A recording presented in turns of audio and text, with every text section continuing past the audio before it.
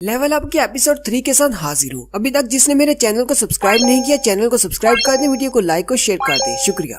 Mister बाग के मरने के बाद वो सारे लोग बहुत ज्यादा घबरा जाते हैं। जिनवू कहता है हम इसकी प्रेस कैसे करें, ये तो कोई गॉड नहीं बल्कि एक डेविल है। जिनवू कहता है दोनों ही तरफ मौत है, पीछे हमारे ये बड़ा सा स्टैचू है, जबकि सामने वो स्टैचूज हैं जो गार्ड के तौर पर हैं। जैसे ही हम लोग उन स्टैचूज के करीब जाते हैं वो हम पर अटैक करते हैं, और अगर हम सेंटर में रहते हैं तो ये बड़ा स्टैचू हम पर पैर रख देगा। जिनवू उन सारे स्टैचूज की तरफ देखता है और कहता है किसी के पास कुल्हाड़ा है, किसी के पास एरो है, किसी के पास तलवार है और किसी के पास इंस्ट्रूमेंट्स हैं। हम लोग यहाँ से भाग नहीं सकते, हम लोग क्या करें, मुझे सोचना होगा। साथ ही वो फिर से हैरान हो जाता है और कहता है दीवार के साथ जो छोटे स्टैचूज हैं उनमें से आधों के पास हथियार हैं और आधों के पास इंस्ट्रूमेंट्स हैं, लेकिन उनके पास म्यूजिकल इंस्ट्रूमेंट्स क्यों हैं? क्या वो अपने म्यूजिकल इंस्ट्रूमेंट्स के साथ हम पर अटैक करने वाले हैं? साथ ही जिनवू सोचता है ऐसा नहीं हो सकता। जैसे ही हम लोग उन गार्ड्स के करीब जाते हैं वो हम पर अटैक करते हैं, इसका मतलब उनके पास हथियार है इसलिए वो अटैक करते हैं। अगर हम इंस्ट्रूमेंट्स वालों के पास जाएंगे तो वो हम लोगों पर अटैक नहीं करेंगे क्योंकि उनके पास तो म्यूजिकल इंस्ट्रूमेंट्स हैं, हथियार नहीं। जिनवू सारे हंटर्स से कहता है जल्दी से भागकर उन इंस्ट्रूमेंट्स वाले स्टैचूज के पास चले जाओ। मिस्टर सोंग भागते हुए एक इंस्ट्रूमेंट वाले स्टैचू के पास चले जाते हैं। वो जैसे ही उसके सामने जाकर रुकते हैं वो स्टैचू उस इंस्ट्रूमेंट को बजाना शुरू कर देता है। मिस्टर सोंग अपने बाकी के टीम मेंबर से भी कहते हैं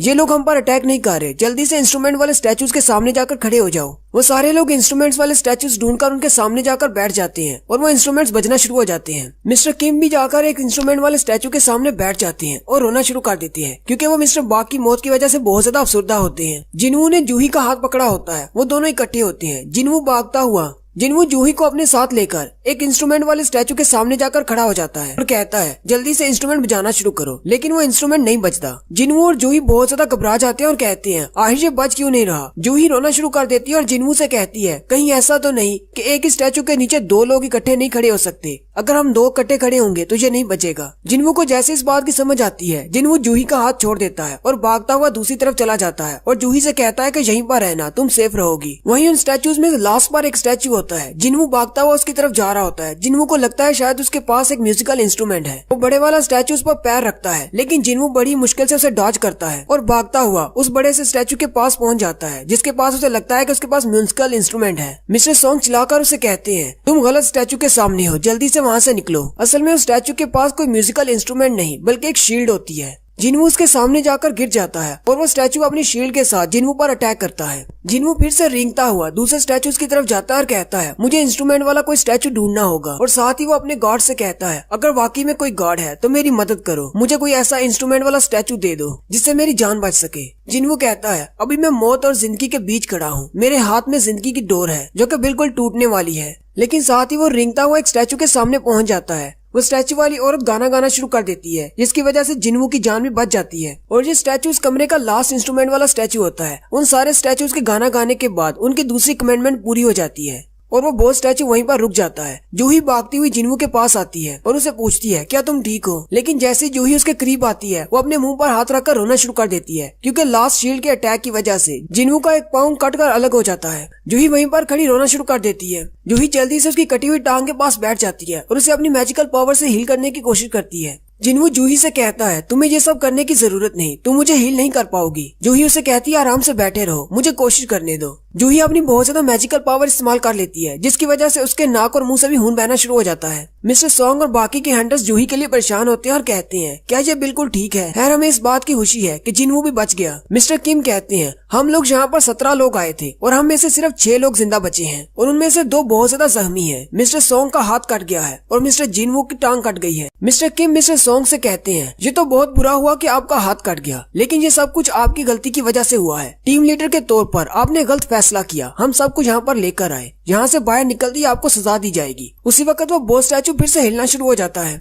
और अपने हाथ को हिलाता है। वो अपने हाथ का इशारा करते हुए जमीन में से 2 पत्थर निकालता है। असल में वो पत्थर सैक्रिफाइस के लिए एक टेबल होता है जिसे आल्टर भी कहते हैं। सारे हंटर्स ये देखकर बहुत ज्यादा हैरान हो जाते हैं और कहते हैं अब क्या, अब हमें क्या करना होगा? मिस्टर किम कहते हैं आखिर इस सब का क्या मतलब है? जिनवू उनसे कहता है ये एक आल्टर है, हमें यहाँ पर अपना सेक्रीफाइस रखना होगा। वो लोग जिनवू से पूछते हैं अब सेक्रीफाइस का क्या मतलब है। वो इन्हें बताता है पुराने वक्तों में ऐसे किया करते थे, पत्थर के ऊपर अपने सेक्रीफाइस पेश किए जाते थे जो कि गॉड्स के लिए होते थे। वहाँ पर या तो अपना ब्लड दिया जाता था या फिर जानवरों की बलि चढ़ाई जाती थी या फिर कुंवारी लड़कियों की। और इस डंजन की तीसरी कमेंडमेंट यही थी कि अपनी फेथ को साबित करो। जिनवू उनसे कहता है ये हमारा लास्ट स्टेप है, अगर हम लोगों ने इसे पार कर लिया तो हम लोग यहाँ से बाहर जा पाएंगे। मिस्टर किम जल्दी से अपनी तलवार निकाल लेते हैं और कहते हैं चाहे मैं कितना ही बेवकूफ क्यों ना हूँ, लेकिन मुझे समझ आ रही है यहाँ पर क्या चल रहा है। मिस्टर किम मिस्टर सोंग से कहते हैं मुझे लगता है शायद हमें यहाँ पर किसी की बलि चढ़ानी होगी। साथ ही वो अपनी तलवार मिस्टर सोंग के गले पर रख लेता है और कहता है ये सब कुछ आपकी वजह से हुआ है और मुझे लगता है यहाँ पर सिर्फ आप ही की बलि चढ़ानी चाहिए। आपके गलत फैसले की वजह से मेरा दोस्त मिस्टर बाक मारा गया, उसकी बीवी प्रेग्नेंट थी, वो अपनी फैमिली के लिए यहाँ पर आया था, जबकि 10 और हंटर भी मारे गए। तुम हमारे टीम लीडर हो, तुम्हें हम सब की जिम्मेदारी लेना होगी, अब जल्दी करो और इसको साबित करो।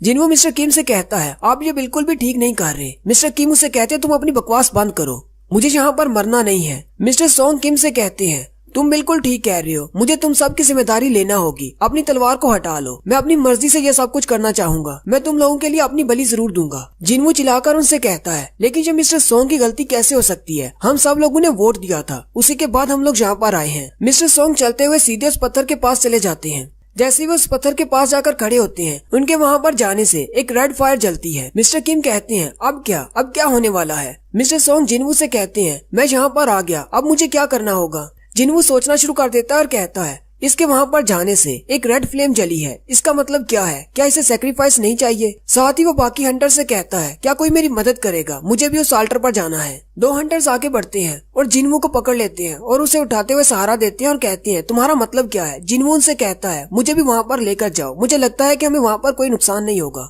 जैसे ही वो तीनों लोग उस आल्टर पर पहुंचते हैं, वहाँ पर 3 और फायर्स जल जाती हैं। जिनवू आते ही मिस्टर सोंग से कहता है अगर हम लोग यहीं इस आल्टर पर खड़े रहें तो क्या दूसरे लोग हमें बचाने के लिए आएंगे। मिस्टर सोंग उसे कहते हैं मुझे नहीं पता, वैसे भी इस डंजन के पोर्टल को ओपन हुए पूरा 1 हफ्ता हो चुका है, क्योंकि ये सिर्फ एक डी रैंक की डंजन है, इसलिए बहुत सारे हंटर्स यहाँ पर नहीं आना चाहते, क्योंकि यहाँ पर इतना ज्यादा फायदा नहीं होता, यहाँ के मॉन्स्टर्स कमजोर होते हैं। साथ ही जिनवू बैकग्राउंड स्टोरी बताता है कि जैसे ही हमारी दुनिया में एक पोर्टल ओपन होता है तो उसका 7 दिन का टाइम होता है, 7 दिन के बाद उसका दरवाजा मुकम्मल तौर पर खुल जाता है और वो मॉन्स्टर्स हमारी दुनिया में आ सकते हैं। हंटर्स की रेड्स का यही मकसद होता है कि हमें 7 दिन के अंदर अंदर उन सारे मॉन्स्टर्स को भी मारना है और उनके बॉस को मारना है, ताकि इस पोर्टल को बंद किया जा सके। जैसे ही बॉस मर जाता है पोर्टल बंद हो जाता है। जिनवू कहता है अगर हमने इन मॉन्स्टर्स को यहाँ पर नहीं रोका तो इसका मतलब ये मॉन्स्टर्स हमारी दुनिया में बाहर चले जाएंगे। जिनवू जूही और किम से भी कहता है तुम दोनों भी यहाँ पर आ जाओ। जिनवू उनसे कहता है यहाँ पर हर शख्स के लिए एक रेड फ्लेम जल रही है, अगर हम लोग सारे यहाँ पर इकट्ठे नहीं होंगे तो हमारा ट्रायल शुरू नहीं होगा। मिस्टर किम और जूही भी वहाँ पर आ जाते हैं। जैसे वो लोग आकर वहाँ आल्टर पर खड़े होते हैं, उनके लिए भी 2 और फ्लेम्स जलती हैं, टोटल 6 फ्लेम्स हो जाती हैं और फिर साथ ही एक बड़े से दायरे में ब्लू रंग की फ्लेम्स भी जलती हैं। और जैसे ही वो ब्लू रंग की फ्लेम्स जलती हैं, दरवाजा खुलना शुरू हो जाता है। मिस्टर सोंग और मिस्टर किम ये देखकर बहुत ज्यादा हैरान हो जाते हैं और कहते हैं दरवाजा अपने आप कैसे खुल गया, क्या इसका मतलब हम लोग यहाँ से जा सकते हैं, यहाँ पर कुछ और होने वाला है। और साथ ही उन ब्लू फ्लेम्स में से एक फ्लेम बुझ जाती है और उसके बुझते ही वो स्टैचूज जो कि दूर दीवारों के साथ खड़े थे वो आगे बढ़ना शुरू हो जाते हैं। मिस्टर सोंग और मिस्टर किम चिल्लाकर कहते हैं अब क्या होगा, ये लोग तो हमारी तरफ आ रहे हैं। एक एक करके वो ब्लू फ्लेम्स बुझना शुरू हो जाती हैं और वो बड़े स्टैचूज उनके करीब आना शुरू हो जाते हैं। जिनवू फिर से अपने दिमाग का इस्तेमाल करता है और उसे समझ आती है कि जितनी देर हम लोग इन स्टैचूज की तरफ देखते रहते हैं वो स्टैचूज खड़े रहते हैं, जैसे ही हम अपनी आंखें दूसरी तरफ करते हैं वो आगे की तरफ मूव करते हैं।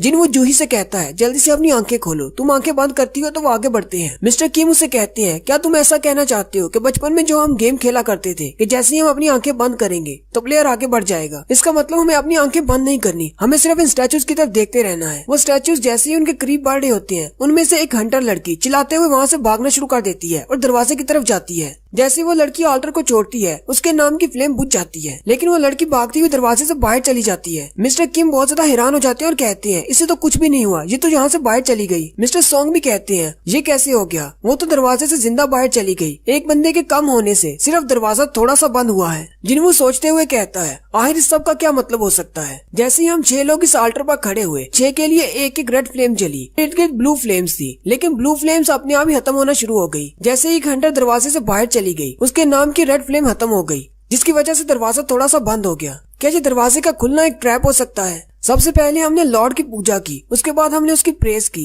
अब हमें अपनी वफादारी साबित करनी है। क्या हमें यहीं पर खड़े रहना चाहिए? क्या इसी तरह इसकी वफादारी साबित होगी? अगर हम गेट से बाहर गए तो शायद हम लोग बाहर जाकर मर जाएं। जिन्वो के साथ खड़ा दूसरा हंटर उसे कहता है, मुझे माफ कर देना, मैं और ज्यादा बर्दाश्त नहीं कर सकता। और वो जिन्वो को पीछे की तरफ धक्का देते हुए वहाँ से भाग जाता है। और वो वाला हंटर भी दरवाजे को पार कर जाता है और बाहर चला जाता है। उस हंटर के नाम की रेड फ्लेम भी बुझ जाती है, जिससे दरवाजा थोड़ा सा और क्लोज हो जाता है। जिन्वो चिल्लाकर मिस्टर किम से कहता है, तुम लोग यहीं पर रहो। अगर हम में से और ज्यादा लोग यहाँ से गए तो हमारे पास इतनी आंखें नहीं बचेंगी कि हम इन सारे स्टैचूज की तरफ देख सके। ये स्टैचूज हमारे करीब पहुँच जाएंगे और हमें मार देंगे। मिस्टर सोंग उससे कहते हैं, जिन्वो एक्सप्लेन करो, तुम्हारी बात का क्या मतलब है? जिन्वो उसे कहता है, मेरी बात का ये मतलब है कि हमें यहीं पर रहना है तब तक जब तक कि ये ब्लू फ्लेम्स अपने आप खत्म ना हो जाएं। जैसे ब्लू फ्लेम खत्म हो जाएंगी ये स्टैचूज यहीं पर रुक जाएंगे और हम लोग बाहर जा पाएंगे। मुझे लगता है ये ब्लू फ्लेम्स टाइमर की तरह काम कर रही है। मिस्टर किम जिन्वो से कहते हैं, लेकिन मुझे ऐसा लग रहा है जैसे इन ब्लू फ्लेम्स का ताल्लुक दरवाजे के बंद होने से है। अगर ये सारी ब्लू फ्लेम्स बुझ जाएंगी तो दरवाजा मुकम्मल तौर पर बंद हो जाएगा और हम लोग बाहर नहीं जा पाएंगे। मिस्टर किम उसे कहते हैं,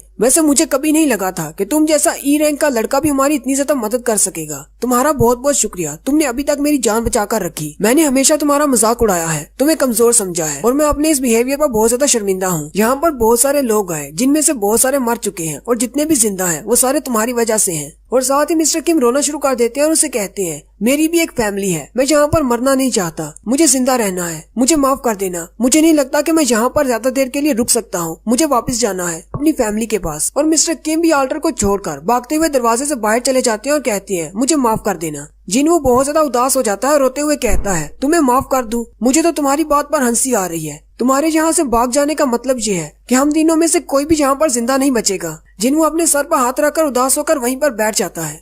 और यहीं पर हमारी एपिसोड 3 का एंड होता है। एक्सप्लेनेशन अच्छी लगी हो तो कमेंट करके जरूर बताएं। चैनल को सब्सक्राइब कर दें, वीडियो को लाइक और शेयर कर दें। शुक्रिया।